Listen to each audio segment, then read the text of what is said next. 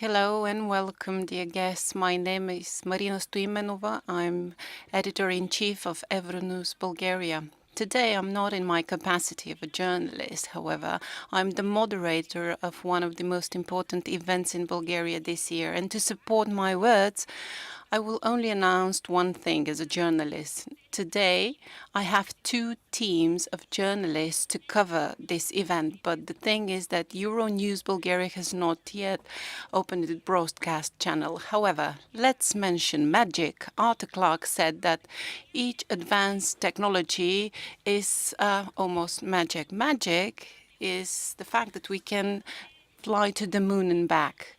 It's again magic that a surgeon in the United States can, from a distance, perform surgery on a patient that is on the other end of the world. It's also magic that we can ride in a vehicle that has no driver. And we have thousands of examples for magic. Magic is everything that we considered impossible up to the other days before. Today we will meet with people that actually make magic happen. They have one common goal, and the goal is to make the world a better place. The only tool they use is science. But what is INSAIT? INSAIT is the first of its kind Eastern European World Center for Computer Science, Artificial Intelligence and Technology. It's a unique event for this region because it will bring together the people who create magic, and thanks to this, Bulgaria can turn into a center for innovations, technological discoveries, and scientific events. And this will turn Bulgaria into pioneer among other pioneers, USA, Israel, and others. These are developed economies, countries with advanced educational programs that allow for a brilliant future for our children. Today, you will meet the people who are part of the team organizing INSAIT, who have recognized how important it is. They believe that this is the road to better education, more investments, and a more efficient economy. But before this, I would like to invite to the stage the Prime Minister of Bulgaria, Mr. Kirill Petkov.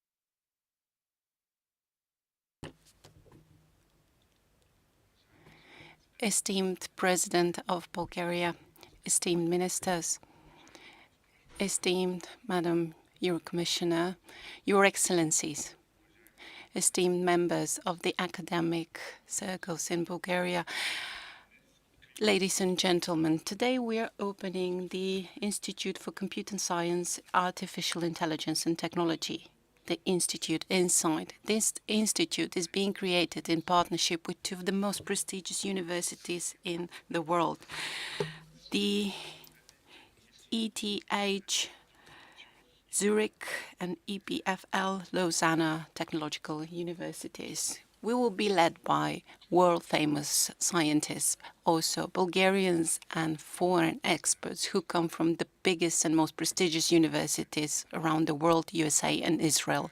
What are the ambitions of INSAIT? To turn Bulgaria into the best destination in the field of computer sciences and artificial intelligence, to attract the biggest companies around the world to open their centers in Bulgaria. Google, Amazon, DeepMind already invested in INSAIT.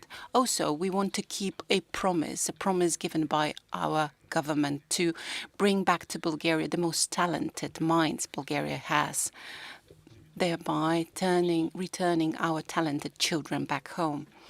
Bulgaria stands firmly behind to back up this institute and will finance it by $10 million over the next 10 years, a total of $100 million. This is how an institute like this should be financed. The government with $10 million per year, Google, DeepMind, and Amazon with another $7 million per year, and the Bulgarian technological companies another $6 million. Only when the state and the private sector collaborate, we can yield fruitful ideas that will be competitive on the global level. Now, this model of financing will create a bridge between science and business, supported by the government and the state. These can develop very progressively and improve the quality of life in Bulgaria. And I want to specifically extend my gratitude to Professor Martin Vechev, who turned this institute from a dream into a reality in Bulgaria and soon in Europe and globally. Thank you. Thank you so much, Prime Minister. He is one of the leading scientists in the world in the field of computer science and artificial intelligence. He graduated the Sofia Mathematical High School, and he is also a graduate from Cambridge and the only professor in ETH Zurich. Einstein graduated this university. In 1999, he was awarded the Jonathan Assoff Award in the field for computer and science and artificial intelligence. And he's also the founder of 3 globally renowned startup businesses in the field of computer sciences. Mr. Martin Vechev, the floor is yours. I hope you can hear me well. Esteemed guests, in 2003, when I was starting my graduate degree in the University of Cambridge, I filed my papers to maybe receive a scholarship. And in this file, in this questionnaire, there was a question, the question asking, what do you want to achieve in the long term, say in 20, 30 years? Where would you like to be? So can you guess what I wrote in this particular box? I wrote that I would like to create a center, a world-level center in Bulgaria, a center such as Cambridge. So it's been 20 years now, and in this 20 years, working in some of the most prestigious universities in the world, research centers, I saw that institutions such as the MIT, the Technological Institute in Zurich, wherein I work, centers such as Berkeley, Technion, and Stanford, they are the beating heart of the states such as the United States of America, Israel, Switzerland. These universities predetermine the high-tech status of the countries, and they drive their economies forward. These are the teams that actually put these states into the Premier League of research and innovations and high-tech thinking. These are the places that attract as magnet the biggest, most talents from around the world, students, researchers, professors, because they want to work with like-minded people. These are the places where the biggest minds are created, such as Einstein, such as Dan Ash, such as Shafiev, and not only technological researchers, but also leaders such as Jeff Dean. These are the institutes that create engineers that drive the world forward. These are the places where discoveries are made that change the world, such as the Google algorithm. The Google algorithm was created in Stanford. These are the places that actually attract as magnet also the biggest investors in the world, because these are the places, the wells of ideas, the pool of people that actually create the high-tech companies that add to our economies the highest, most added value. So such places around the world, they follow a very easy, however very sophisticated principle. People, people, people, people. Everything revolves around people. Find the best people, provide them with top resources, adequate environment, and freedom to think and create everything that's on their mind. Can you imagine this? Let me give you a specific example from my practice. We have Dr. Veselin Raichev. So Veselin Raichev was a graduate student of mine at the University of Zurich, and his PhD thesis created a new field in the artificial intelligence. He is the only Bulgarian in history whose PhD thesis ranked among the top 3 in the world, the only Bulgarian. So this is his influence in science. So based on the knowledge we acquired in this process, we created a startup which was then turned into a multi-billion company. Now, this couldn't have been created as talented as he is unless we are able to provide him with the suitable environment. So environment, places, universities, institutes is what makes perfection. So this is what we want for Bulgaria. We want to create this institute to be the environment to yield the next Veselin Raichev, next Shafi Goldlancer, Venelin Radev, next Jeff Dean. You will be hearing from them all today. We want to create a place to bring them all here to work and change the world from here. It's a very lofty goal, but we will start right away because this is the only time in history that something like this happens in Eastern Europe. So this is a grandiose endeavor, and we have no choice but be a precedent. And as Prime Minister said a few seconds ago, this is the first institute in Eastern Europe that can attract financing from the state amounting to $100 million. The first one of its kind that is attracting from global companies this amount of investments, and from Bulgarian investors as well. Have you ever heard Bulgarian technological companies investing into a high-tech institute before? No, never. So this is the first of its kind.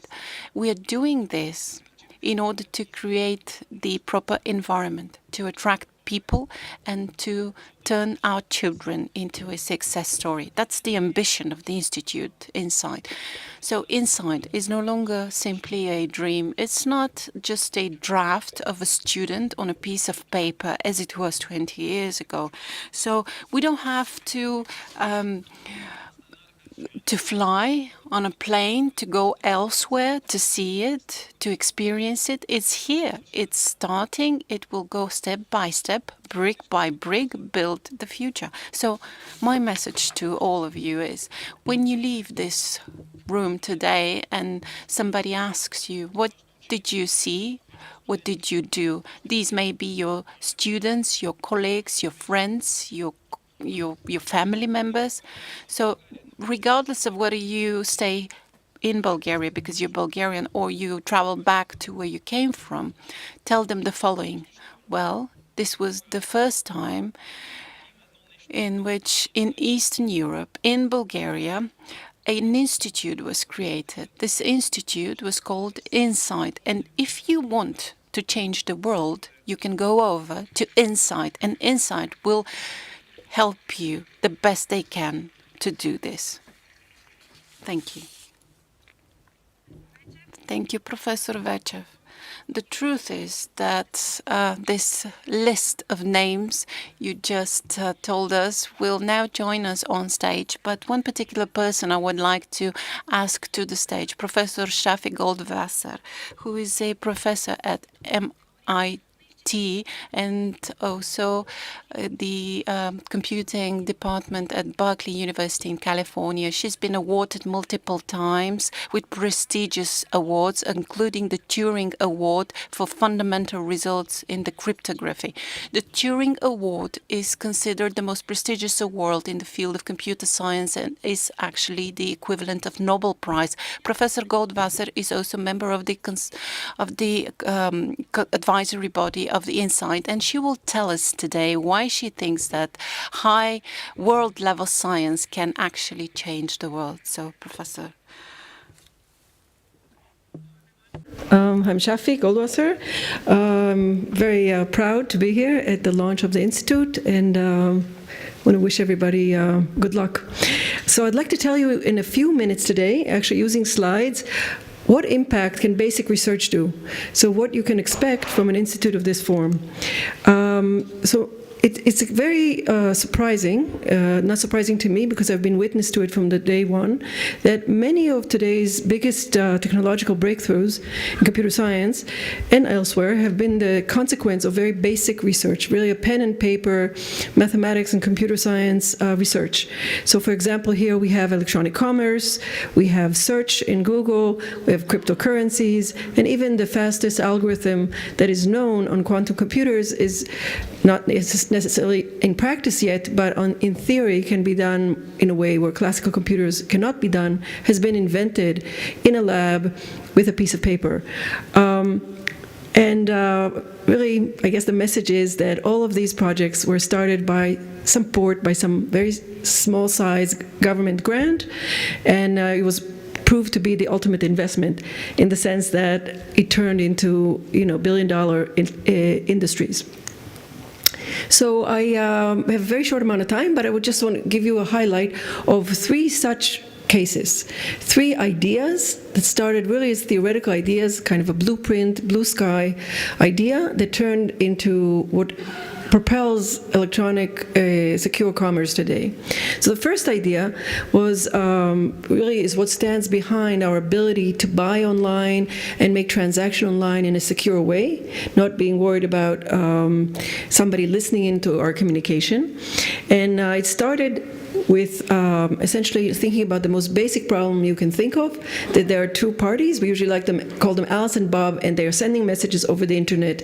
And classically, before 1976, they used to meet and decide on some secret code, or what we call a secret key, where based on that they would encrypt. But now let's think that Bob is some big company, and everybody wants to send messages to this company, but they cannot meet them in advance. So in 1976, 2 researchers in Stanford came up with a paper, which is really just a general idea, saying here is an idea of how possibly in the future you'll be able to send very confidential messages without meeting in advance. How can you do that without agreeing on a code in advance?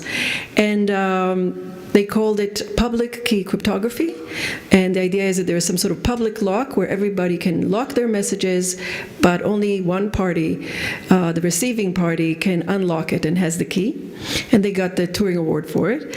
And a year later, in 1977, there was actually, it went from an idea to a very concrete idea using number theory, and that really cemented the transition of the internet from primarily military to a primarily commercial, because you are able to really send messages securely without meeting in advance. And this started with a simple paper that resulted in a patent, and now essentially powers all the transactions that you're doing with websites over the world. And this is one example. Quickly, in the physics world, at the same time, Richard Feynman, in 1982, came up with an abstract theoretical idea of quantum computer. And a few years later, Peter Shor from Bell Labs then, and then MIT, showed that if you had a quantum computer, you could break the crypto systems that was invented in the previous slide by Revestromir and Adelman. However, we still don't have quantum computers. But what that tells me that going forward, quantum computers can come of age, and then all this infrastructure is going to be insecure. And indeed, today, Google, Microsoft, IBM, and lots of governments are racing to come up to crypto systems which will be secure even if there are quantum computers. And again, what comes to help is something from basic research was invented completely unrelated to quantum computers, but prepares us already to face this challenge. So we really have basic research from 20, 30 years ago, which is going to save us from a problem that we never thought that we would have. And this is all because scientists in a laboratory like Mikolo Aitais from IBM came up with this idea of how to do cryptography using geometry rather than number theory. And finally, the third example is something I'm involved in or was involved in. The question here is maybe you don't want to just send secure messages. Maybe you want access, right? You want to buy something. You want to prove that you are the right person. And what do? We give passwords. But we know that passwords are not secure because whoever is holding your passwords to verify them can be broken into, can leak, might have malicious insiders. Security is just not available for this Bob to keep your passwords. So instead, the idea is that Alice can prove that she knows the password without actually giving it. So you want to be able to prove that you hold a password in what we call a zero-knowledge way, without actually giving it. And again, how do you do that? As a result of some work in 1985 with Silvio Micali and Charlie Rakoff and myself, we would demonstrate how to prove that you know a password without giving the password online. And this is also won the Turing Award. It's also an example of how you go from very simple paper that appears in a theoretical conference to really billion-dollar industries. There's been lots of applications, how to do anonymous cryptocurrency in private, how to prove compliance either by governments or by large companies, and how to audit record keeping for enterprises without revealing the records. So that's all I wanted to say.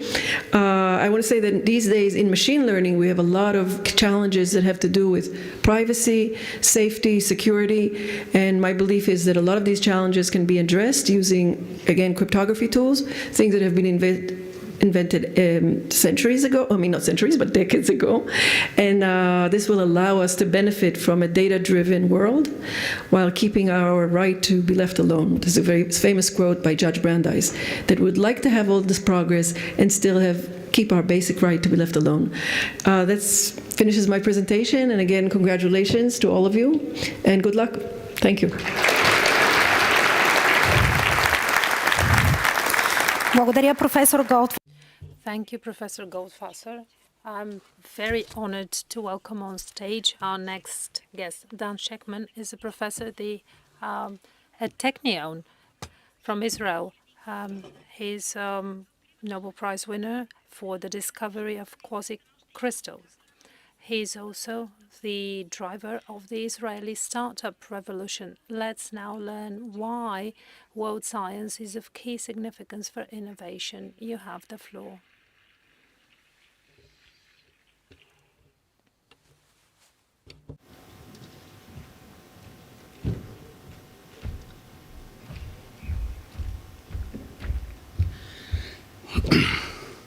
Hello, ladies and gentlemen, government officials, distinguished guests. I'm very happy to be here for the second time in Bulgaria. I had a wonderful visit before, and this is my second wonderful visit, but this time for a mission. And my name is Dan Shechtman, and I'm from the Technion in Haifa in Israel. By the way, INSAIT is a wonderful name. The INSAIT Hub is funded to promote economic growth by educating future Bulgarian experts and scientists in computer science. And the Hub has the strong support of two world-leading universities from Switzerland, ETH and EPFL. I know these two universities are really top-of-the-line universities. I'm very happy to see that they are involved, but not only them. Other people in the world are also involved, and this is great. As such, it is expected to be a world-class institute. There's no question in my mind that you'll be very, very successful. Bulgaria needs many more innovating engineers, scientists, and technological entrepreneurs, and we'll dwell on it later on a little bit. INSAIT is a major step in the right direction. And however, in order to keep the graduates in Bulgaria, they need to be able to find good jobs, and I'm talking to the government. It's the government job to make sure that this institute does not produce experts for Europe, but rather experts for Bulgaria. So you want them to stay here, and it can be done. The people that create jobs for computer science experts are technological entrepreneurs that open new startups. So you have to teach them how to open new startups so that they can then offer jobs to further graduates from your institute. And for Bulgarians that left the country, we need to bring them back. That is why I recommend you teach also how to open startups and succeed in technological entrepreneurship course, how to succeed in it. I did it at the Technion. I can give you some advices. The government has a key role in this process, make it easy to open startups and provide some support, some support to new high-tech businesses. In Israel, there's a lot of money, and Sheffi described it before, a lot of money to support startups, huge amount of money to support startups. Let us now look at three countries, Bulgaria, Switzerland, and Israel. These are the countries. I'm from Israel, Switzerland is supporting, and Bulgaria. So let's look at this country, something like this. Population, Bulgaria, 6.8 million, you are shrinking. Two reasons, people leave the country, and the birth rate is 1.6 children per woman, less than 2.1, which is needed to keep balance. Switzerland, 9 million, growing slowly, not by people that give birth, but by people that move into the country. Israel, 9 million, growing very fast because the birth rate is high and because people would like to live in Israel, and they come from abroad to live in Israel. These are called demographic pyramids. The one on the left is Bulgaria, the middle one is Switzerland, and the right one in Israel. Upwards, you have the age group. On the sides, you have a number of people. So if you look at Israel on the left-hand side, what you see, it looks like a pyramid. So we have many children, and less people as the age goes up. This is why it's called a pyramid. But if you look at Switzerland and Bulgaria, they look pretty much the same. They don't look like pyramid, they look like mushrooms. That means you don't have enough birth rates, you don't have enough young people. Switzerland compensates by bringing experts from around the world because it's a very rich country, they can afford bringing people from abroad. Bulgaria has to do the same and support having more children per family.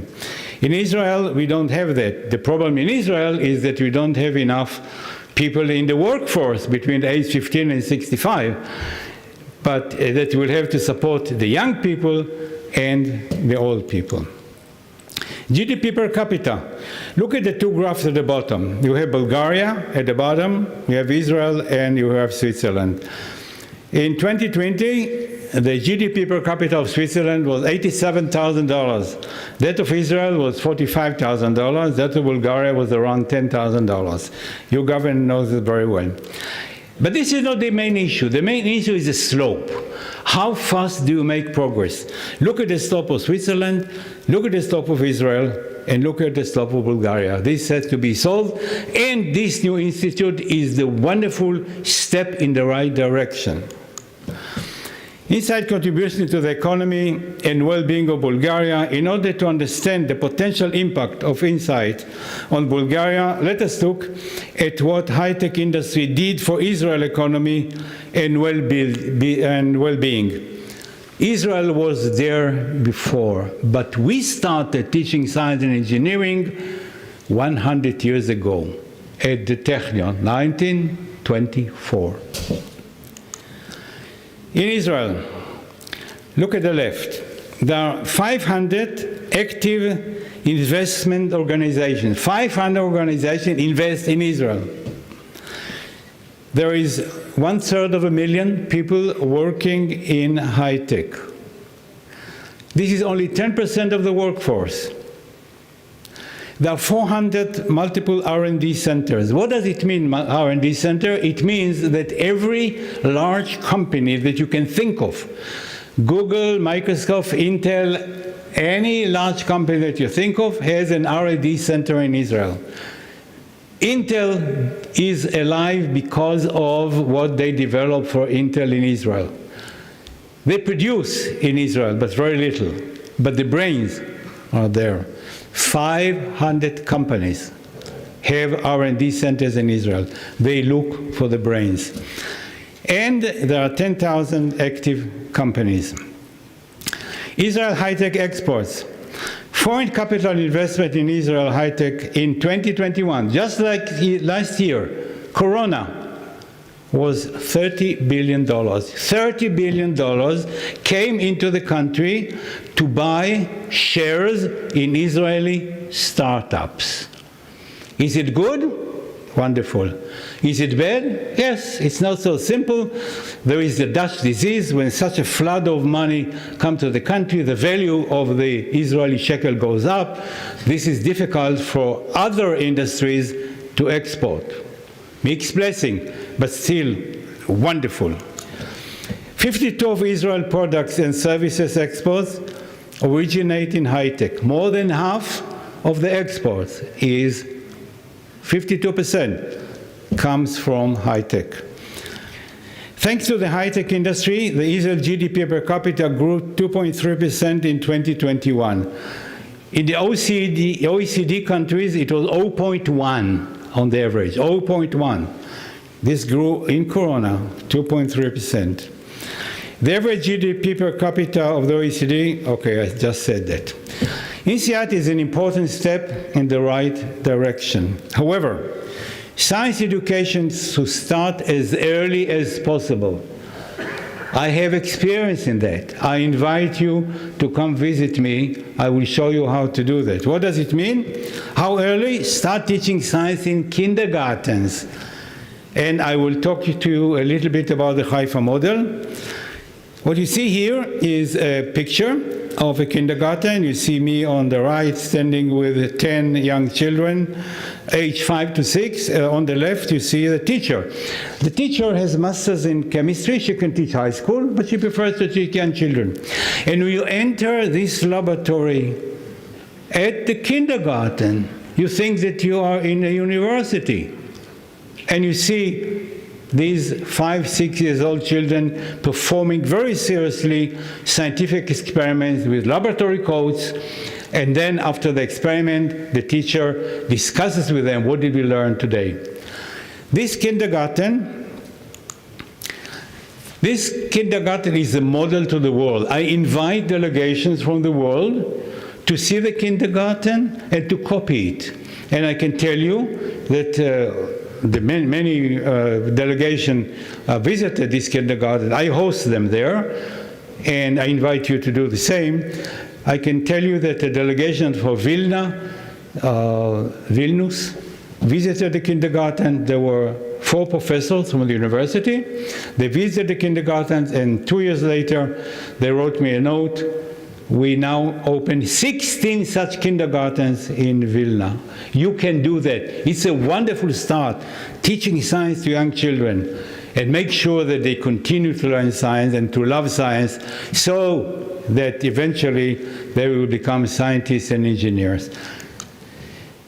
Here we go. Thank you very much.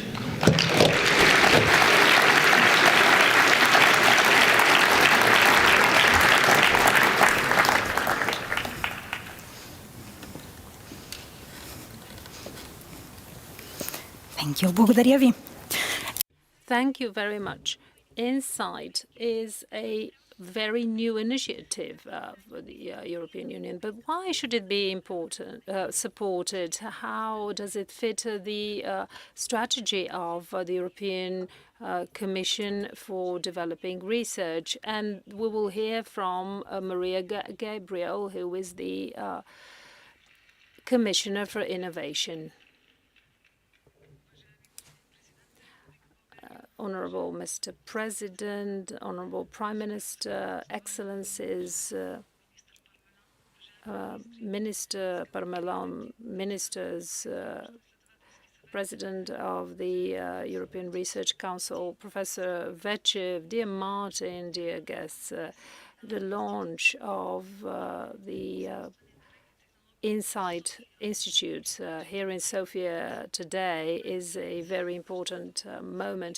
First of all, because, dear Martin, this day marks the turning an idea into reality. And now with innovation, Bulgaria can be a leader on a regional, European and global level. I'd like to sincerely thank you, dear Martin, for the energy, for the architecture, the vision, and your efforts, because this unites, creates allies and gives strength to all difficult moments that are so familiar to any scientist. And I'd like to say that if this project has more chance to be more successful than others, this is because it unites, it's pragmatically visionary. And I'd like to say that the first person that I worked with as a EU commissioner and who paid attention to the idea of Professor Vechev and his idea. This was Professor Jean-Pierre Bourguignon. And the fact that the current president is here with us, Maria Lepkin is here with us today, this speaks a lot about support, cooperation, values, principles embodied in science. Martin, I wish that with the experience from the European Research Council and the leading polytechnic institutes in Zurich and Lausanne, I wish that you turn the institute into a platform for Nobel Prize winners in Eastern Europe. And I'd like to also say thank you, first of all, to the government of Switzerland, Minister Parmelin, and I'd like to thank Ambassador Muriel Bersequen, who is here with us today. Martin and she was, and Muriel were the driver of all this. Dear Muriel, your arguments for one more concrete step forward towards our good cooperation with Switzerland, your support for talents and strategic positioning through such an institute were very convincing and energizing, and they were, I'm sure, at the heart of the follow-up intensive work with ministers from the previous government, Mr. Tomislav Donchev, Mr. Krasimir Vochev, and now with Professor Denkov, with Minister Lorer. You are the people who can make this institute a big success because, yes, the status, the organization, the structure, funding for 10 years ahead, cooperation from leading institutes. Well, this is a very solid foundation that we can step on. And it's solid because it means unity and predictability. So this is a very important message for the companies who are here today. I'd like to thank the President of Bulgaria, Mr. Rumen Radev, the Prime Minister, Kirill Petkov, for the support. It's so much important. And let me close with more messages. We have to be thankful for all the journey so far and for today. But it's also very important to outline strategic goals, the short-term, mid-term, and long-term plan. And I'm confident that my team and I will not only help, but only will contribute to more exchange of ideas and new partnerships. That is why in the short term, first of all, it's of key importance that the leadership of INSAIT will continue their work to establish the activities of the Institute, to promote those activities, to include, reach a critical mass of friends, because you here in this room are the person who will start initially working in this institute, but then you will enable new talents, new Nobel Prize winners to be educated. We have to compete in the global champions league of scientific institutes, and you can INSAIT can have a leading role, a flagship role in new technological innovations that will position Europe as a leader. And I can see that you can be also the leading unicorn factory in Eastern Europe. And I know that more funding should be raised, and it can be raised through new organizations, new innovators, and we will give visibility to the Institute on a European level through the European Council on Information on Technology. And I'm sure that INSAIT will be very well positioned on the map of scientific infrastructures on a global level and their technologies, because for excellence, it offers excellence and access to excellence, and science and innovation will become a magnet. INSAIT will become a magnet for the best experts. And now the long-term prospect, the Institute will be foundation of a new ecosystem in Bulgaria, in Europe. Innovation will be a driving force for the future of the Bulgarian and European economies and society, an ecosystem where science, innovation, education, industry, and benefits for society go hand in hand, because it will be developed by a new generation of scientists and innovators. To close, I'd like to quote André von Schonville, who said, "Every epoch has the insights it deserves. Bulgaria deserves its insight because it shows that it will open a new epoch, a new era for science and innovation in Europe." Thank you, and good luck and congratulations.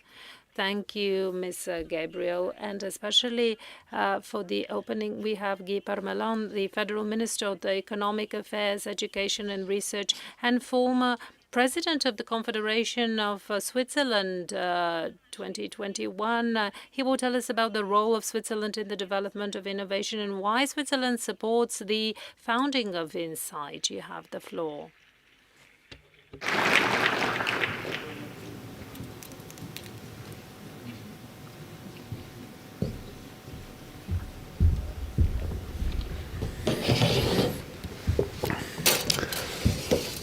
Mr. President, Mr. Prime Minister, Ministers, Commissioner, President of European Research Council, Excellencies, ladies and gentlemen. With INSAIT, a world-class research institute in the field of computer science and artificial intelligence is established in Bulgaria.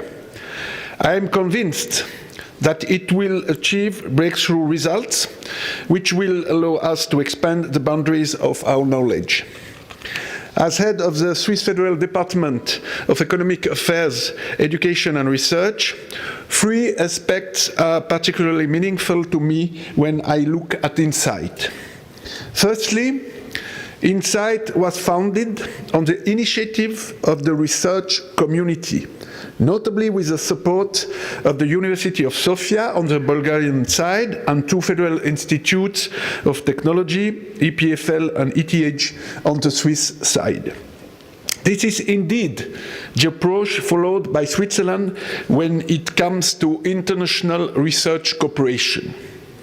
We want the stakeholders to exercise their creativity and decide for themselves with whom and in which field they want to cooperate. INSAIT thus shows that ideas that emerge bottom up and are subsequently supported and promoted at the governmental level are beneficial for all sides. I'm convinced that such partnerships are the best guarantee for high-quality scientific cooperation between Switzerland and Bulgaria. A successful INSAIT can become a model for future collaborations in other areas between our countries as well. Secondly, international collaboration is the key to achieving excellence in research and development. Nobody can provide answers to urgent questions such as digital transformation or climate and energy transition on their own. Especially, the best must be enabled and facilitated to work together. In this spirit, Switzerland also sees its involvement in establishing and developing the European research area as a win-win situation for all parties involved. We are ready now and in the future to contribute to our common goal of increasing Europe's global competitiveness. Thirdly, also in the field of AI and computer science, proximity matters.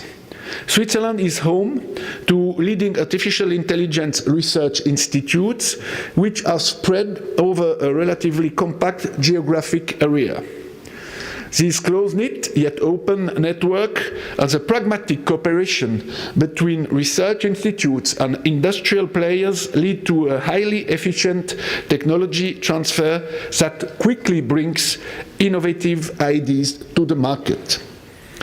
I am therefore all the more pleased that the private sector is also present today alongside the world-class universities.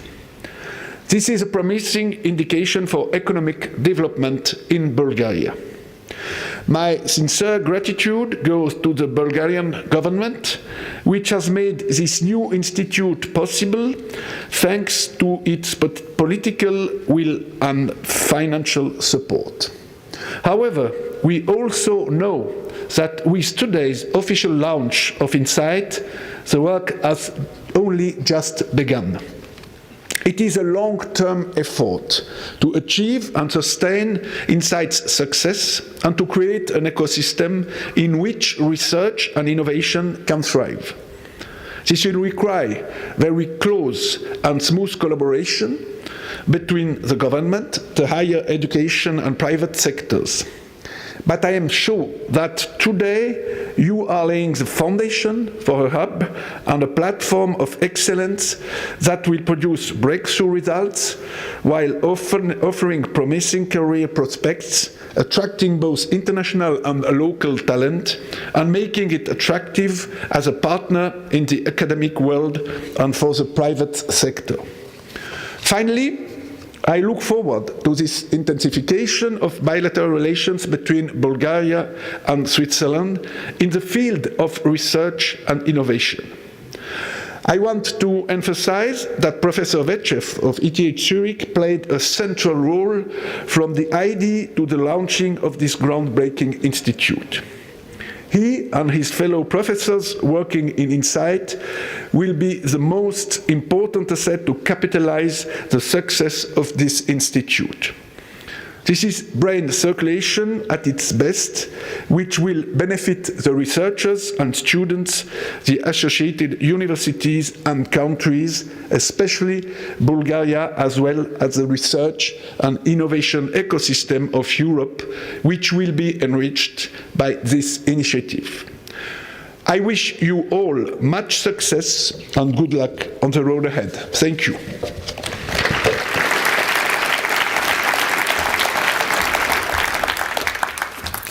Благодаря. Thank you. The European Research Council was set up by the European Commission to fund research in the European Union. And as we mentioned already, Professor Vetchev is the only Bulgarian who was the winner of 2 prizes. And we have now Maria Lepkin with us, the President of the Council, and she will tell us about the significance of this organization.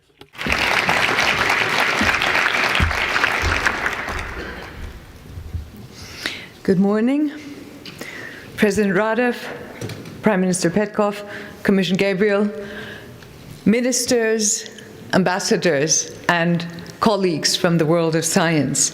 It's a great honor to be here this morning, not just because of this illustrious company, but also it's an honor to celebrate such a forward-looking and exciting thing as this institute. So I have the honor to be the president of the ERC, which was first set up in 2007 with the aim to provide flexible, long-term, and very generous funding to high-potential individual researchers. They can be of any nationality, work in any field, including the social sciences and humanities. And the aim is to give these grantees the freedom to develop ambitious projects of their own choosing. The only criterion is scientific excellence of the project. And it's, of course, a great pleasure to know that one of our grantees is Martin Vetchev, who's brought his ideas about this new institute here to Sofia. Another one is from the social sciences and humanities, whom I've met last night here in Sofia, Anilia Kazabova, an academy scientist, and I've heard some good things about the situation here from her. I'll return to that. So research funded by the ERC is expected to lead to advances and scientific breakthroughs, and they do, but it's also supposed to set a clear, or at least it's come to do that, a clear and inspirational target for frontier research across Europe.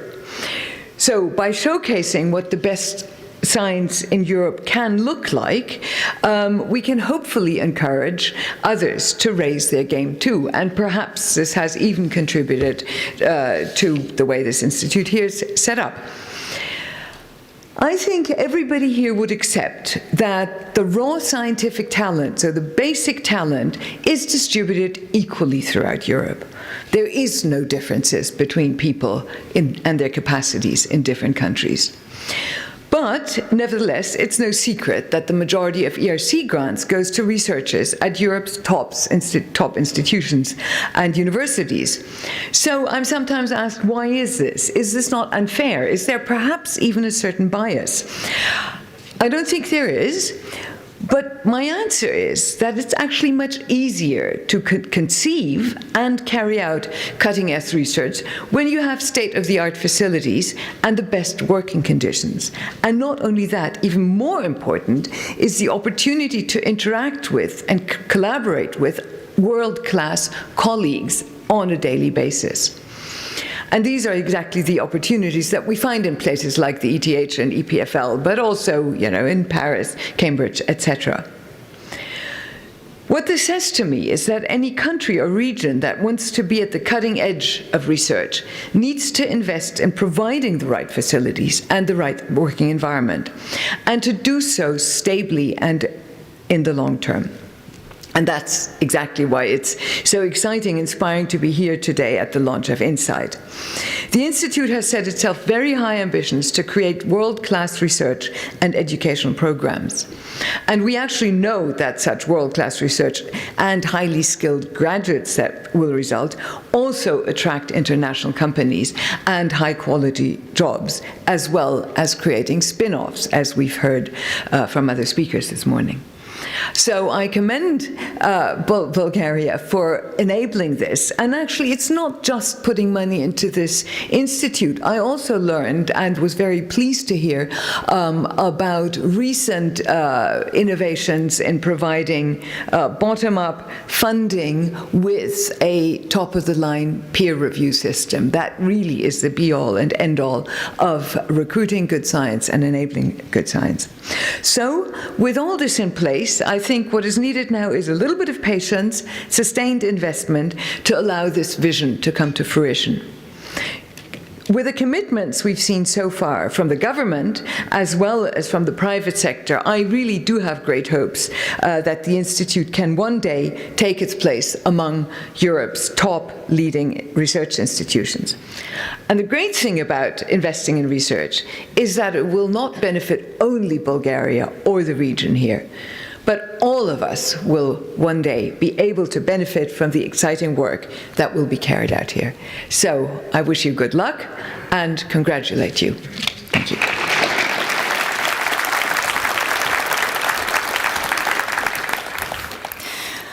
В несигурните времена, в които живеем, In the insecure times we all live in, as simple as it may sound, we need a common goal. Can research and science be the common cause? And this answer will be given by the President of Bulgaria, Mr. Rumen Radev.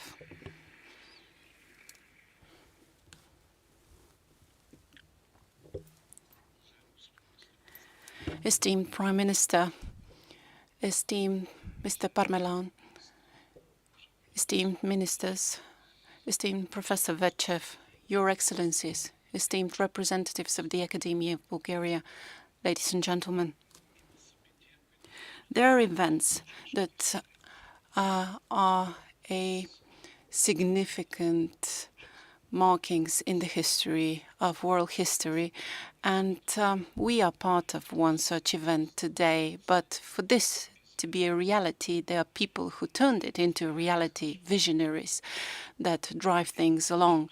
INSAIT is an excellent example of how one person, one individual, having the in-depth knowledge in the field they work in, professional authority, vision for the future, and enormous energy can actually change drastically the course of history, not for a country, but for a region. Therefore, we are eternally grateful to Professor Vetchev. I do remember in 2017, Professor Dan Shekhman was visiting Bulgaria. There was a protocol meeting that we met in for 30 minutes, but this meeting turned into a several-hour discussion because he was here on a preaching journey, and he wanted to convince us that Bulgaria has the potential to become a leading R&D and scientific center in the region. And he was right. And now we need to turn this into a reality. But for this course to be successful, we need to unite efforts. I remember I visited Switzerland in 2019. When the first stage of the Bulgarian-Swiss program was being finalized, it started 2009 and was concluded to 2019. And we were discussing back then the second phase of the program.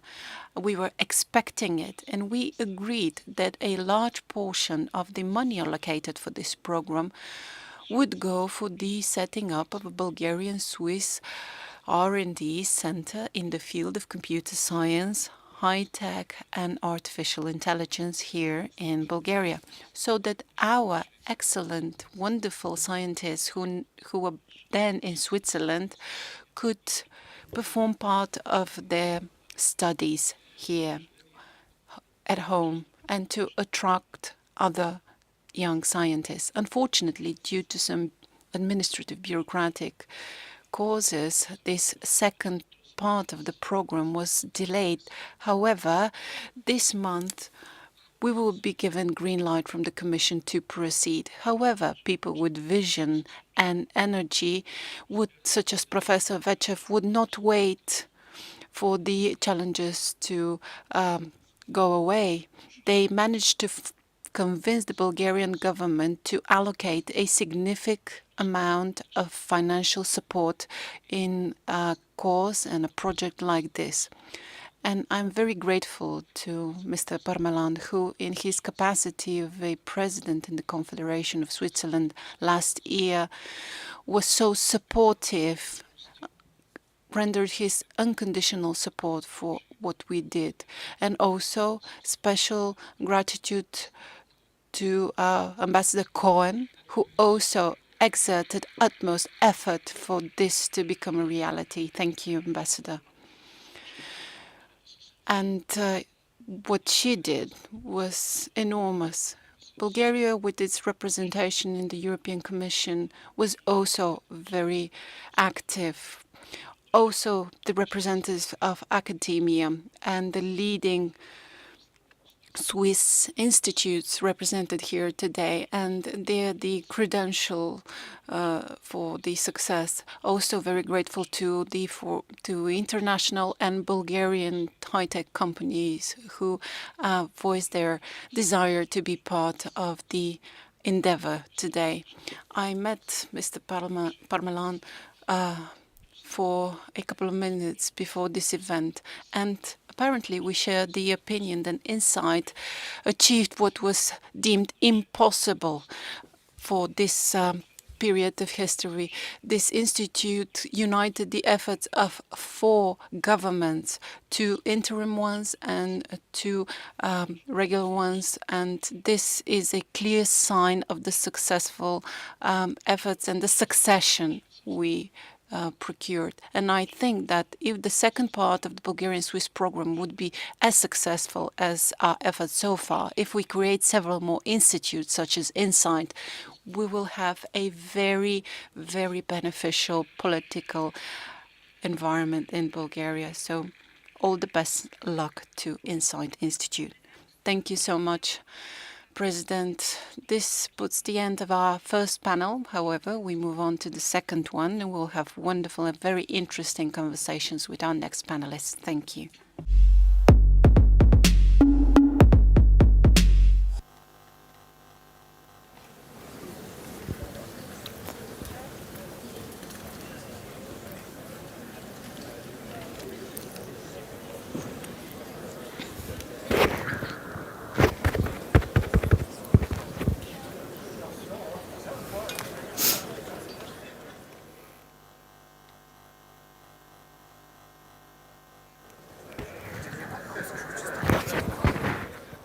Може ли да...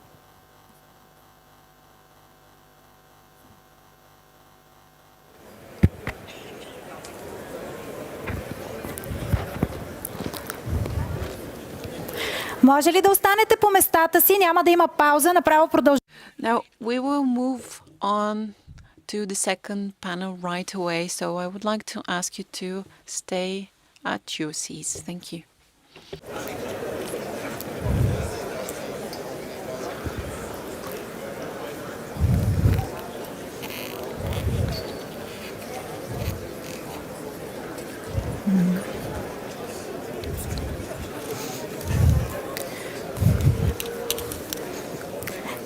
Дами и господа, моля, заемете ме. Ladies and gentlemen, we kindly ask you to take your seats so that we can proceed.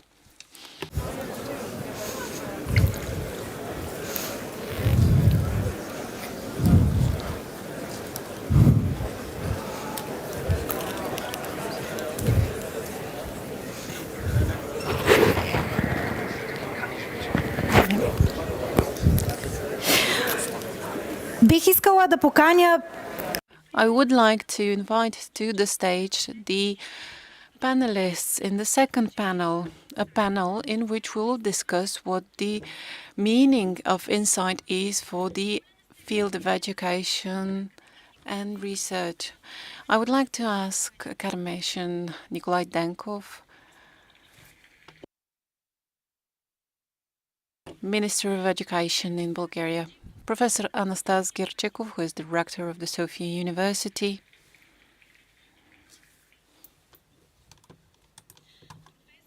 Professor Joël Mezot, President of ETH Zurich,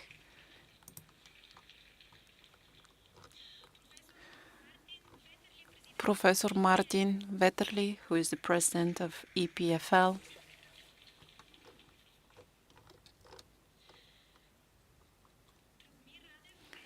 Dragomir Radev, who is one of the most renowned professors of Bulgaria in the field of computer science, professor at Yale, also chair of the consulting body of INSAIT. Professor Radev, you're professor of computer science in Yale, a leading American university from the Ivy League. Now, based on your experience, how difficult it is to attract top professors to INSAIT Institute, something which is of key importance for its success. Please speak into the microphone. Thank you.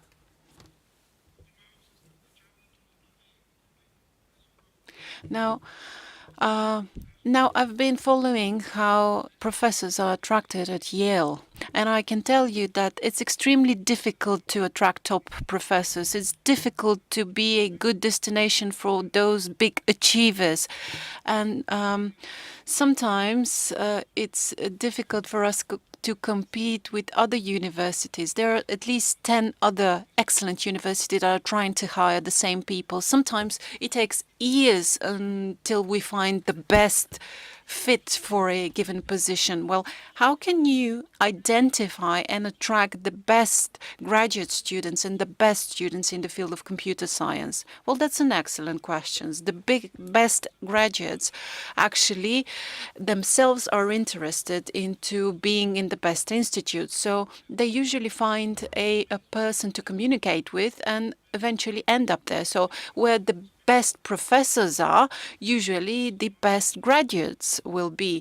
So we are looking for the critical mass value. So when we create one such mass in the institute, it will be easy to attract the graduates. Well, worldwide studies on environment and its influence are crucial, show that these conditions are very important. So how would you elaborate on this? Well, as people know, AI and computer science are extremely important for the development of our society, and the years to come, these technologies will fundamentally change the way we live, the way we communicate.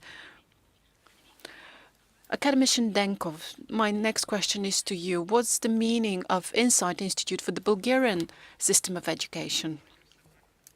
Well, let me start by extending my gratitude to everyone who made it possible to have the Institute today and to have this event today, to our partners internationally, to the people who occupied before us the administrative and political positions, because it was difficult so far, but it will be even more difficult for the months and years to come. Going back to your question, in order for developed countries to be achieving what they achieve, in order for us to try to catch up, we need to know that children there started from very early young age, and they were educated that science is value, working together is a value. We need to be aware that the world is developing very fast, and if we want to be part of this developing world, we need to accelerate, change values, change directions. Otherwise, we will be looking back and looking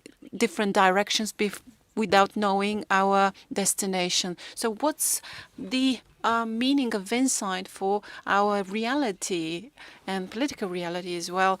Well, INSAIT is giving us the vision of where Bulgaria can be positioned in the world, among others, in terms of global knowledge, and where can be the place of realization of our Bulgarian children.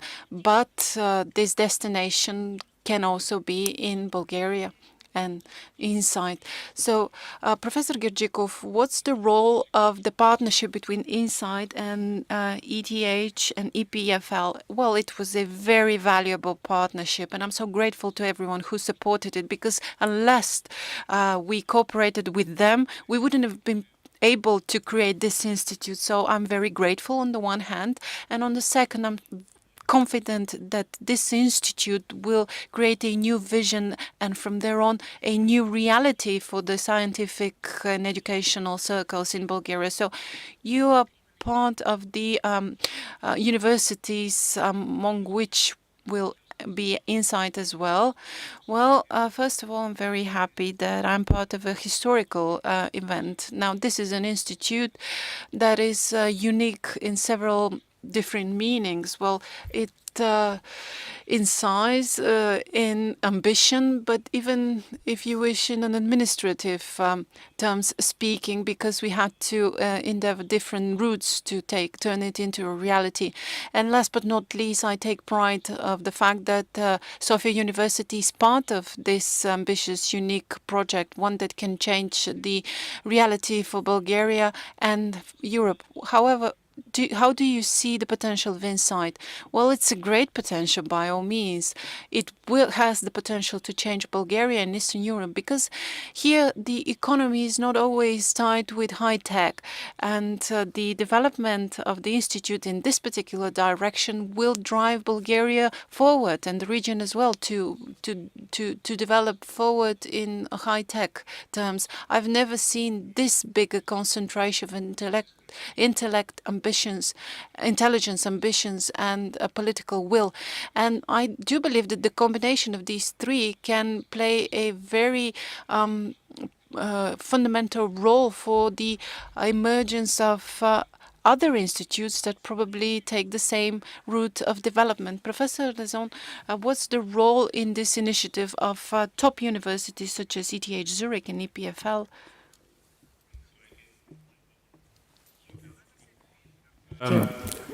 First, I would like to congratulate the government for this initiative. To create something of that size, it's rare, it's exciting, it's a fantastic endeavor. So that's the first point I want to make.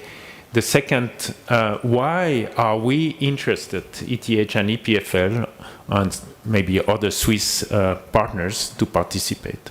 You see, the way I see the challenges ahead of us, and it was mentioned by several speakers, in the field of climate, in the field of medicine, we have seen the pyramid age, how they look like. This is huge challenge ahead of us. In the field of cybersecurity, we need to address these fields in a multidisciplinary way. And AI, of course, is per essence something that is completely transversal. And that's why we have created at ETH a center on artificial intelligence, and there are already, from the 16 departments that we have, about 100 professors that are involved. But this is not sufficient. What we need in addition is a network. Is a network worldwide, is a network in Europe. And that's why this AI center is linked to a European network that is called ELIS. But there is no partner in Eastern Europe. That is missing. Something that was not said, there is a huge tradition in Eastern Europe, in Bulgaria, in the education, in natural sciences, in computer science. So it was when Martin Fetchev proposed this view, this idea, this vision, then it became quite logical that we associate with this initiative. And so those are the main points why we were interested to participate in this fantastic adventure. Отчасти беше отговорено на този въпрос на професор Ветерлиз. Partially, we answered the question of why institutes such as ETH, EPFL take interest in this ambition. However, what is the model that these two universities follow to be so successful? Thank you very much. First, I would also like to congratulate everybody that was part of creating this institute. First, of course, Martin Fetchev, who has really done this out of extreme energy, vision, and ambition, and of course of all the political support he has gotten, also of the academic system and the Academy of Sciences in Bulgaria. This is really a fantastic success story, and I have to say, as Joël said, my colleague from ETH, it is a rare event that one sees a new institute on a new topic being created from scratch with very, very high ambition. I'm really extremely impressed. I'm very proud and honored to actually be here for this event. Now, to answer the question, what makes success of the Institute, we heard from our colleague from Yale, it's essentially people, people, and people. So it's relatively simple, right? You take the three ingredients and it's done. Now, the people, of course, are attracted by framework conditions that are interesting. And here again, I think this institute has put in place very interesting framework conditions.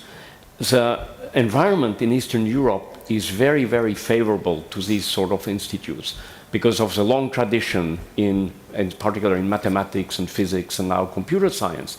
And all over the world you have talent from Eastern Europe and from Bulgaria in particular that works for high-tech companies in top institutes and so on. But what is key is to bring back these people to actually do their best work here in Bulgaria, in Sofia. And this is what we try to help.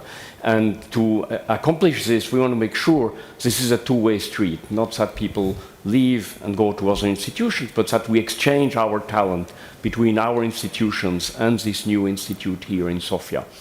Now, I didn't quite answer the question. So the framework conditions, of course, is autonomy. Researchers, it's like, you know, it's like a very rare flower. You have to take good care of them, then they do their best work. And I think the framework conditions that are being set up here, it's very original. It's also, I have to congratulate Sofia University to have taken the risk of creating a new institute.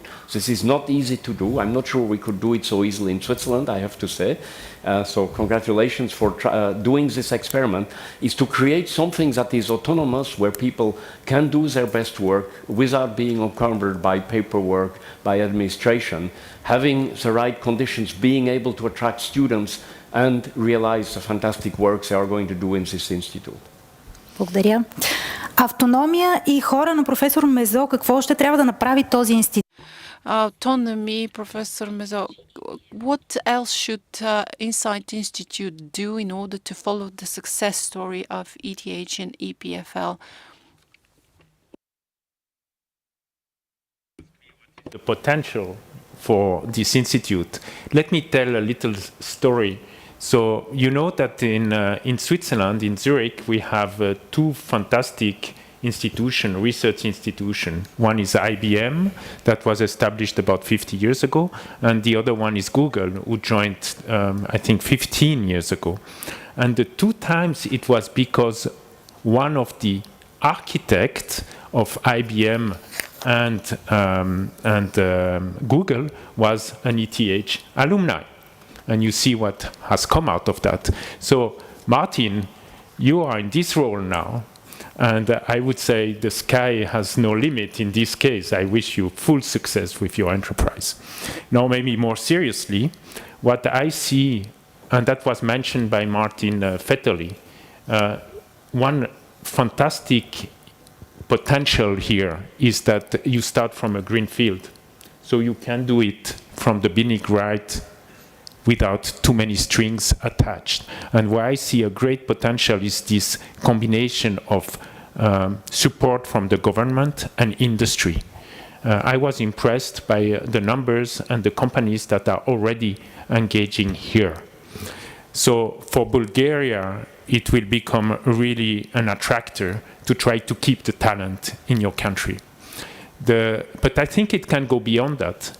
It can become a center of attraction for all Eastern Europe. And I wish that it develops in this way. You know that Switzerland has a long tradition in engaging with international partners, organizations.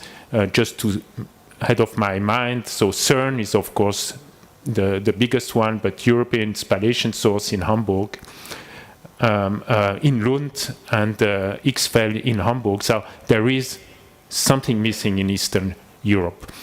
Last point that I want to mention, to have a very strong academic researchers is important, is essential to create the ideas, the new technologies, but you need as well a program to support the workforce, the technical workforce, the apprenticeships. That's something where Switzerland is really strong, and that's something that shouldn't be forgotten. In all countries that I'm visiting, this is a point that has to be taken into consideration. So, as I said, I think the potential is immense, and if it's done right, then there will be an impact on your society. Благодаря. Професор Ветерли, от европейска гледна точка. Professor Vetterli, from a European perspective, why is this initiative important for EPFL and ETH? Okay, from a European perspective, As you know, Switzerland is at the center of Europe, geographically speaking. But I have to be careful here of making political statements. We are currently put in a fridge with respect to Horizon Europe. But this is totally besides the point. Swiss science has always been extremely international. In the picture we saw from Dan Shechtman, you had a picture of Einstein, who of course passed through Switzerland, did his most important work actually, while working as a patent clerk in Switzerland. So Switzerland has always benefited both ways by being very open, very international, having people coming to Switzerland, going back to their countries or to other countries. And from that point of view, this is a natural role we are playing. We have always played, and we want to continue to play. We are in countries that can afford to host international talent. We are fortunate to have generous funding from the government. We also want to make sure that we play this role for the rest of the world by being open and by helping other partners develop as well. And we have done this with other countries, including in Eastern Europe. As I said, it's a long tradition. We have many, many researchers from Eastern Europe in Switzerland. And hopefully with success stories like INSAIT, you will see these researchers also returning and doing their best work in their original countries. Thank you. Благодаря ви. С това... Thank you. This is the end of the second panel. I will call some of you back to the stage, but now let's give the floor to the next panelists. There will be a very interesting discussion with the tech industry. We'll have representatives of giants like Google, Amazon Web Services. Let's welcome Dr. Slav Petrov, Senior Director of Research in Google, and Dr. Zvonimir Makarovich from Amazon Web Services.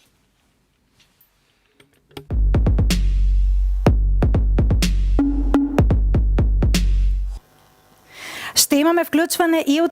We will have also a video address from the US from Dr. Jeff Dean, who is the director of Google, the research organization. So he's one of the people behind the Google search engine. We'll also have a leader in hosting services.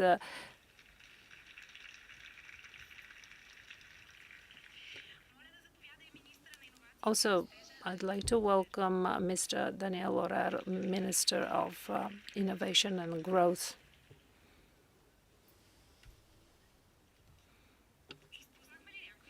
Did I miss anyone? We will wait for the other panelists to come back. But we can meanwhile start with those panelists who are here. But let's first actually hear from the US, Dr. Jeff Dean. He will tell us why an institute like INSAIT is important for Google in the region. Are we ready for the connection? Attendance. I wish I could be there in Sofia with you today. My name is Jeff Dean, and I lead Google's research organization. I joined Google more than 20 years ago when we were all wedged, the entire company, into a tiny office space in Palo Alto. I've seen a lot of computing transformations in that time, but one of the most important has been the progress made in AI over the last decade. I first got interested in AI when I took a class on neural networks in 1990 as an undergraduate.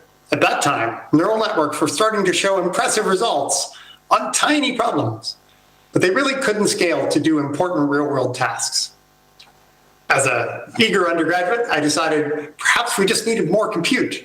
So I decided to do an undergraduate thesis on parallel training of neural networks. The idea of maybe we could use the 64 processors in the departmental computer, multiprocessor computer, to all work towards the common task of training a single neural network. I was wrong. It turned out we needed about 1 million times more computing power as we had in 1990 for these systems to really start to accomplish meaningful real-world tasks. But thanks to Moore's law, starting around 2008, we actually began to have a sufficient level of computing power for researchers to successfully start to think about using neural networks for different tasks, like speech understanding, classifying objects and images, and language translation. At Google, we took notice of this, and over the course of about a decade, we began to apply AI across all of our own products, from improved understanding of search queries, better language understanding and translation, geographic mapping. Now, across many tools, people are using AI every day. And it's not just in products. We've also seen how AI can be used to predict natural disasters like flooding, diagnose medical conditions, and optimize manufacturing processes, among many other uses. In addition to increased compute capabilities, Google's ability to embrace AI was also driven by talented researchers who started their careers at amazing research institutions all across the world, not just Stanford and MIT, but also universities like ETH Zurich, EPFL, and the Polytechnic University of Bucharest. Today, well into another decade of exciting AI research, there are open challenges that await us all, from building more multi-purpose models to developing privacy-preserving learning techniques and continuing to apply AI to real-world challenges. I'm optimistic we can tackle these exciting challenges and keep driving AI research forward. But to make that happen, we need to invest in more talent. That's why we at Google are so excited to be supporting the new institute. Not only is Eastern Europe a natural hub of technical talent, but INSAIT is an inspiring example of the type of government investment, partnership, and new ideas we need to continue driving forward important AI research. To accelerate this work, Google will be providing $3 million in compute resources and access to our tensor processing units in our Google Cloud products, which are specifically designed to accelerate AI research. And while we hope these compute resources will be a great help, we know the true value of INSAIT will come from the top researchers that will join its ranks to drive progress forward in language understanding, robotics, and many other subjects. To this end, DeepMind will be funding 2 female PhD studentships at INSAIT. I'm confident that the new institute, with its extraordinary support from the Bulgarian government, top research universities, and tech companies, can grow to become a flagship institute, not just in Europe, but also the world. And I couldn't be more excited to watch INSAIT advance the field of computer science and AI.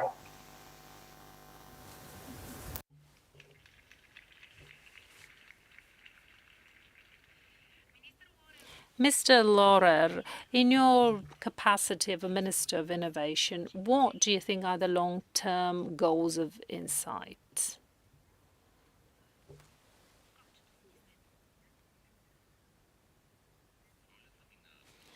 In my capacity of innovation, as a Minister of Innovation and Growth, first of all, I'd like to say how happy I am that INSAIT is one of the few examples we have in our country of something that the President also mentioned, and that is continuity of the policy related to the future of our country. If we all have the understanding that in order to make Bulgaria competitive in the modern era, if we want Bulgaria to be an attraction force and not lose its population and the youngest of it, it's important for us to create places for young people to make the best science in the world, to work in top companies. The key mission of INSAIT is that it is a Bulgarian mission, East European mission, ambition, the ambition of Martin to make it for all Europe, to develop experts who make science in AI on such a level that will attract not only young Bulgarian scientists, but young scientists from all over the world who will want to work here. And as a result, the large companies that are seeking for such experts will create their development hubs here. How can the government support INSAIT apart from the funding? Well, the funding is the first step. The government should support financially not only INSAIT but also other initiatives in other sectors of higher education, because modern engineering, modern science is not just AI. We have biotechnologies, medicine, where the world advances with big leaps, and we have to create exceptional opportunities for people to practice those the types of work. We have Dr. Slav Petrov, who is a winner of the Jonathan Assoff Prize, excellent scientist, research for Google. We heard the message of from Jeff Dean and the support how from Google for INSAIT. How would you comment on this? I was prepared to speak in English. I didn't know we're going to have a panel discussion. So I will say what I prepared. It will be easier for me. Good morning, ladies and gentlemen. I was born here. I lived here the first 10 years of my life, but I've been living abroad for more than 30 years, and that's why I was prepared to speak in English. As I was introduced, I'm a scientist at Google, but I also have the honor of serving on the advisory board of INSAIT, and I'm really looking forward to that opportunity. I spent 30 years away from Bulgaria now, about half of it in Germany and the other half in the United States. And I've been impressed the whole time to see a disproportionately high number of computer scientists from Bulgaria and Eastern Europe, both specifically at Google and also in the industry in general. And this speaks to the tradition that was mentioned before, and a tradition that I think we want to revive and double down on. So I'm extremely happy and proud to see the creation of this institute, and looking forward to seeing it further advance this tradition, and by creating a place for world-class research in Bulgaria. So Bulgaria has become part of the growing digital and tech economy in the region, and Google, we believe strongly that Bulgaria has a significant further potential for economic growth arising from digital transformation. There is a vibrant startup ecosystem, skilled labor force, and companies that are using the potential of these digital opportunities, such as SiteGround, Payhawk, and many others. And I'm sure that a world-class research center like INSAIT will jumpstart new collaborations with the local ecosystem and help it thrive. At Google, my own research focuses on machine learning for language processing, so this is translation, but also question answering and generation. And most recently, I've been working on large language models, which are showing impressive and transformative abilities to understand and generate text. But there are many unsolved challenges that I hope we'll be able to partner with INSAIT on and tackle together, so that we can build trustworthy language models for all. For example, how do we make these models work for languages other than English? And how do we make them safe and prevent misuse? Because with this power comes also responsibility. And so to get there, we need more research talent that can take on these challenges and ensure that the AI systems are built with a diverse array of talent and address the needs of a diverse population. So on a personal note, I look forward to additional reasons to coming back to Sofia. For the past 30 years, I haven't missed a year to come back to see family and friends, and now I'll also be looking forward to visiting colleagues and exchanging research ideas. And I know that this feeling is shared by many of my colleagues at Google who are from Bulgaria, and who hopefully will be also able to get involved in some form. And so best of luck, and thanks. Много благодаря. Аз ще продължа. Thank you very much. I will continue in Bulgarian. My question to Dr. Kamaric, what is the potential that you saw in INSAIT? I apologize, but I think the same as Dr. Petrov, I will have to revert to my prepared statement. I apologize for that. I'm a principal applied scientist in Amazon Web Services, or AWS. And on behalf of Byron Cook, who is our Vice President of Automated Reasoning, and who could not be here, unfortunately, but he sends his regards. And also on behalf of other colleagues from AWS who are here in person, I would like to first congratulate Bulgaria and everybody who contributed to making this world-class institute reality. And then I was born and raised in Croatia, and so Southeast Europe has a very special place in my heart. And so I'm really thrilled and honored to be here representing AWS at this event. And so, moreover, AWS is also going to support the Institute with $3.75 million spread over 5 years to support the Institute's mission, as well as research in automated reasoning. So automated reasoning, it's an area of computer science that provides programmatic proofs in mathematical logic, which can then in turn be leveraged to provide unprecedented levels of correctness and security in complex systems such as software or cloud infrastructure.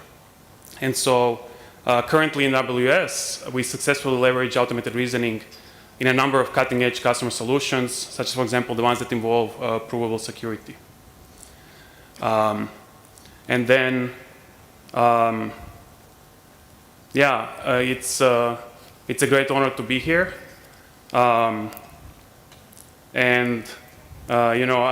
a classical example of so-called brain drain from Southeast Europe. I graduated from Croatia, from Croatian University, and then I moved to Canada. I did my doctorate degree at the University of British Columbia, and then professional opportunities took me to the US. I was a professor at the University of Utah, and then I worked for AWS. And so during my career as a scientist over the years, I have met numerous amazingly talented colleagues from Southeast Europe. And so I'm well aware of the great scientific and technological potential that this region holds. And INSAIT has a tremendous opportunity to tap into this potential by bringing world-class scientists back to Bulgaria, as well as by supporting talented scientists in the region to stay here and to grow their careers here. And then on the AWS side, we are really excited by almost endless opportunities for collaboration with the INSAIT faculty and students through, for example, scientific projects motivated by cutting-edge Amazon-scale problems that we have. And so after leaving Croatia almost 20 years ago, I'm really happy to be back here and to, in some sense, make a full circle. And I'm excited to leverage my expertise through INSAIT to contribute back to the area where I grew up at. So congratulations once again, and all the best with the Institute.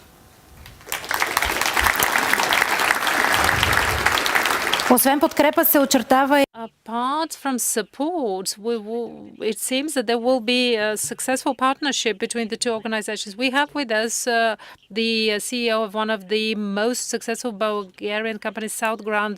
Mr. Nikolov, why is INSAIT important for the tech industry in Bulgaria? First of all, I'd like to thank Professor Martin Vechev for founding INSAIT. This is so good not only for Bulgaria, but for the people in the whole region. I'd like to thank the Bulgarian government that supports the initiative and all involved in this initiative so it can become a reality. SiteGround recognized the need to have such an institute, high-tech institute in Bulgaria, because 18 years ago, when we were founded as a company, if it hadn't been for the people who supported us, there were world-class experts, because there's still the myth that you can't do anything in Bulgaria that's world class. If it hadn't been for this support for those people, we wouldn't have been able to progress so much. So I think INSAIT will help the development of high-tech leaders here in Bulgaria who will not only stay here and work here, but they will also help companies like us, which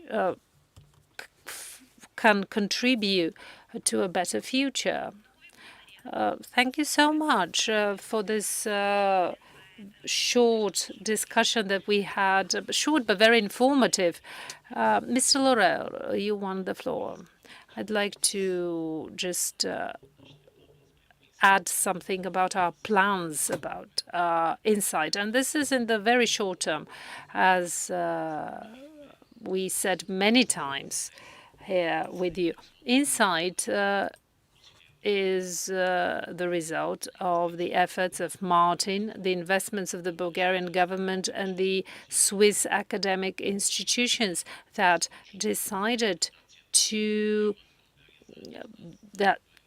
believe in Bulgaria and put their reputation at stake and do something together. And our next mission is to go to Brussels and tell the story to the European Commission, which has not is not used to seeing Bulgaria in that role, not used to seeing Eastern Europe as a leading player in academic work.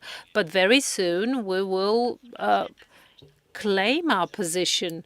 We will speak to the commissioners.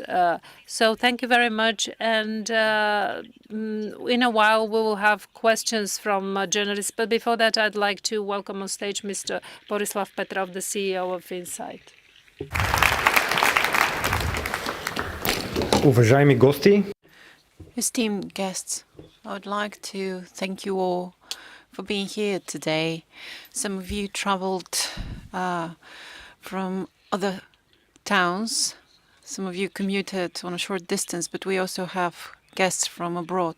Now, INSAIT will be receiving the support amounting to 1.3 million levs. Васил Терзиев, Мистер Балкански, Мистер Осмак, Атанас Симеонов, Неделчо Спасов, Светозар Георгиев, Христо Христов, Любомир Минчев, Ivo Evgeniev, to all of you, a heartfelt thank you.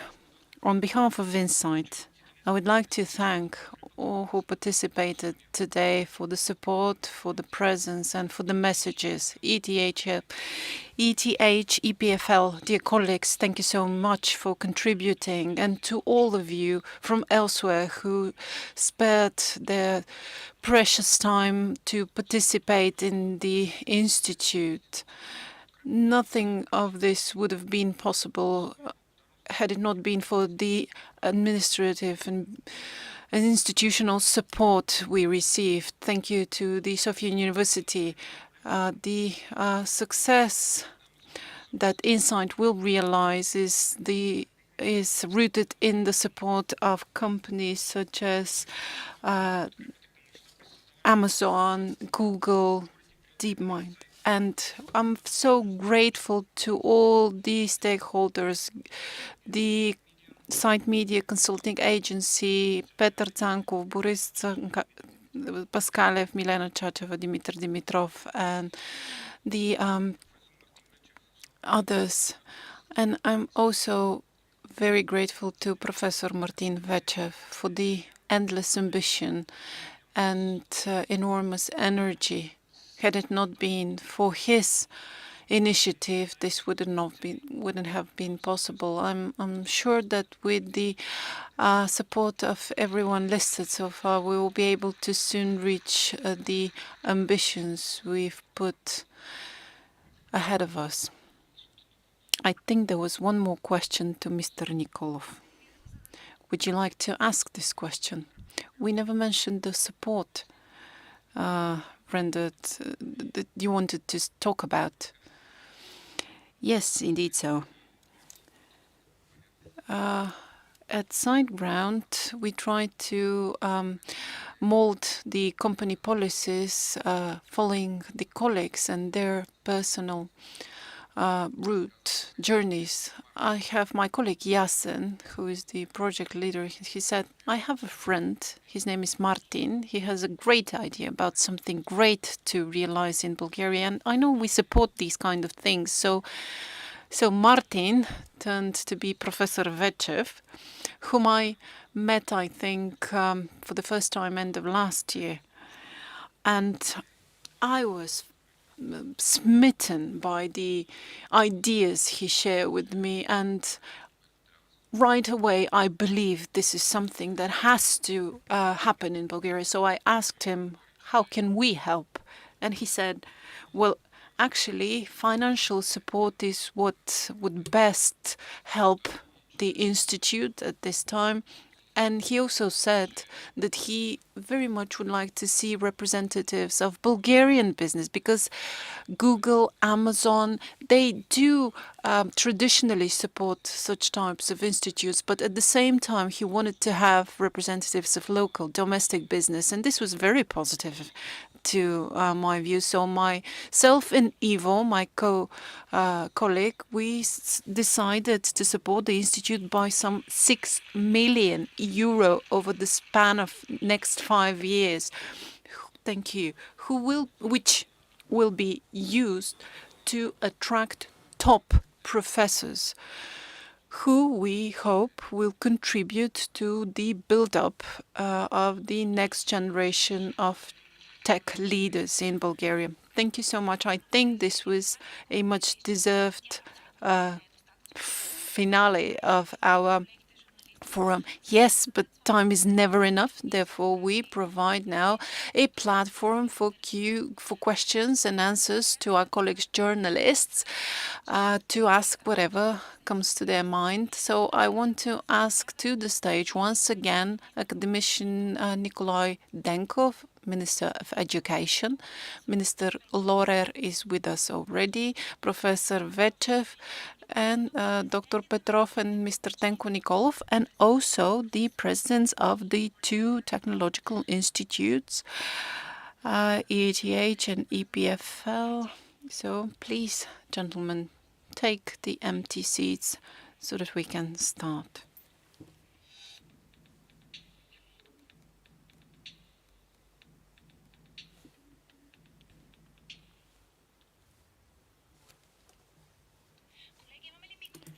Colleagues, we need microphones for media to ask their questions.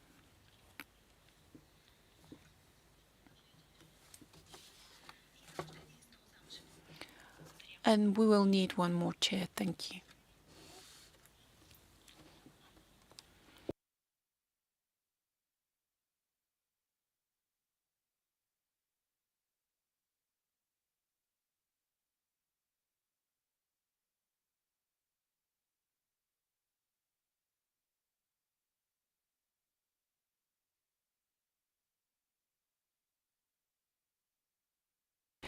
In the meanwhile, where our panelists take seats once again, please be ready with your questions. The microphones are in the room.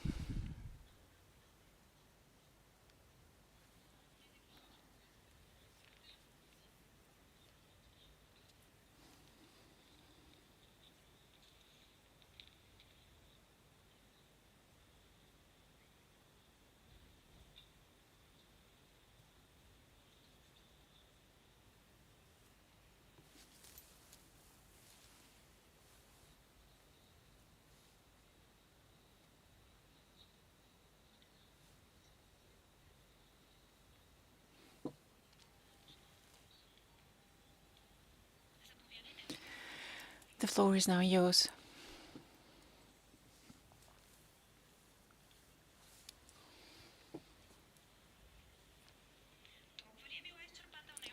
So we've been that informative.